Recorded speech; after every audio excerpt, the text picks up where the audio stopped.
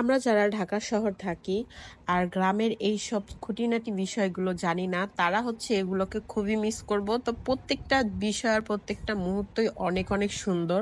তো hello everyone, আসসালামু আলাইকুম। সবাই কেমন আছেন? কি অবস্থা সবার? অনেকদিন পর একটি লং ভিডিও নিয়ে চলে আসলাম আমি, মরিয়ম। তো যা বলছিলাম, গ্রামে আসছি, এর আগে একটি লং ভিডিওতে আপনারা দেখেছেন, ওইভাবে আমি কোনো লং ভিডিও করতে পারি না আসলে। আমি এখানে আসলে একদমই অলস হয়ে যাই, কারণ বাবা মার সবার কেয়ারিংয়ে আর ওইভাবে কোনো ভিডিও করা হয় না। তো সামনে একটি ছোট্টখাট্ট একটি বিয়ের প্রোগ্রাম ছিল আমার খুবই কাছের একটা ভাগিনার।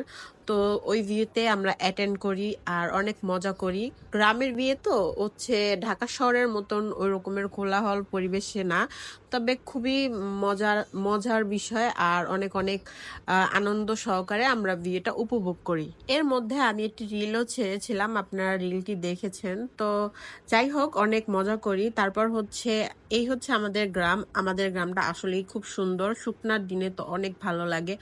আর যখন বৃষ্টি কাদা হয় তখন তো মানে একটা বিদিকিচ্ছা অবস্থা, ওই টাইমটায় আমি যাইও না। তো যাই হোক, ঈদের পর আমি গিয়েছিলাম। আমি এখনো বাড়িতেই আসছি, কারণ আমার গ্রামে থাকতে খুবই ভালো লাগে। আমার বাবা মার কাছে আমি যতই সময় পার করি না কেন, আমার সময় আর শেষ হয় না। তো ইতিমধ্যে ঢাকা থেকে আমার এক বোন, খুব কাছের বোন, চলে আসে আমার সাথে দেখা করার জন্য, কারণ অনেক দিন হয় আমি ঢাকা যাই না। তাই আর ওরা সহ্য করতে না পেরে ওরাই আমার কাছে চলে আসছে। তো ওরা আসার পর আমি তেমন কোনো ভিডিও ফুটেজ নেই, কারণ হচ্ছে কিছু আত্মীয়তা থাকে একান্তই আপন, ওগুলা কখনো ফুটিয়ে তোলা যায় না।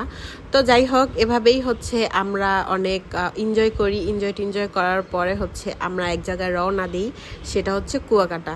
তো আমাদের বরিশাল থেকে কুয়াকাটাটা তেমন দূর না, খুব কাছেই। শুধুমাত্র একটি বাস আর একটি টেম্পো দিয়েই হচ্ছে কুয়াকাটা আসা যায় আমাদের বাড়ি থেকে। আর ঢাকা থেকে বরিশাল আসতে তো সেটা অনেকটা বড় লং জার্নি।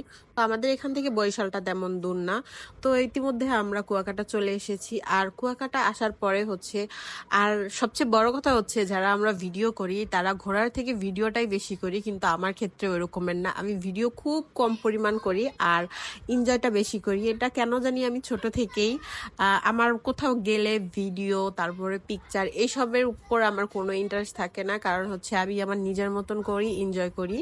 আর এটা কার কার ক্ষেত্রে হয় সেটা একটু জানাবেন। আর কুয়াকাটার সব থেকে অন্যতম একটি বিষয় হচ্ছে, এই কুয়াকাটার পরে ওইদিকে আর কিছুই নাই, মানে বাংলাদেশ আর ইন্ডিয়া না, পুরো পৃথিবী জুড়েই মানে এই কুয়াকাটার পর ওইদিকে শুধু সাগর আর সাগর। এটা কে কে জানেন আর কে কে জানেন না, সবাই একটু কমেন্ট করে বলবেন। তো সারাদিন থেকে আমরা রাতে বাসায় চলে আসি। আর এই হচ্ছে আমার অনলি টুইন, তারা টুইন বেবি। এর আগে আমি লং ভিডিওতে আপনাদেরকে বলেছিলাম। তো ও কান্তিছে কেন জানেন? কারণ ও হচ্ছে চা খাবে, আর ওর মুখে যতক্ষণ না চা দেওয়া হবে ও ততক্ষণই কান্না করবে। সকাল হলে, ও এতটুকু একটা বাচ্চা মেয়ে, ও সকাল হইলেই চায়ের জন্য কান্না করেন। আপনারা চিন্তা করে দেখছেন কেউ যে যেখানে ফিটারের জন্য কান্না করবে সেখানেও চায়ের জন্য কান্না করে? তো এই হচ্ছে ওদের অবস্থা। আর ওরা মাশাআল্লাহ দেখতে খুবই সুন্দর হয়েছে, আর ওর দুই বোনই খুব ভালো আছে। তো এখানে যদিও এক বোন আছে, আর এক বোনে আমি কোনো একটা ভিডিওতে আপনাদেরকে দেখাবো। আর এরই মধ্যে সুন্দর একটি বৃষ্টি শুরু হয়ে গেল। আর বৃষ্টি বলতে আমার সবসময় বৃষ্টি খুব ভালো লাগে, যদিও কাদা টাদা দেখতে অত ভালো লাগে না, কিন্তু বৃষ্টি যে পড়ে আর সুন্দর একটি বাতাস আসে, ওটাই আমার খুব উপভোগ করতে ইচ্ছা করে। আর ওই যে দেখছেন ওইখানে একটা তুলা গাছ আছে, মানে পুরো এলাকা জুড়ে তুলায় ভরে গেছে। তো যাই হোক, আজকের ভিডিও এই পর্যন্তই। সবাই ভালো থাকবেন, সুস্থ থাকবেন। টাটা, বাই বাই, আল্লাহ হাফেজ।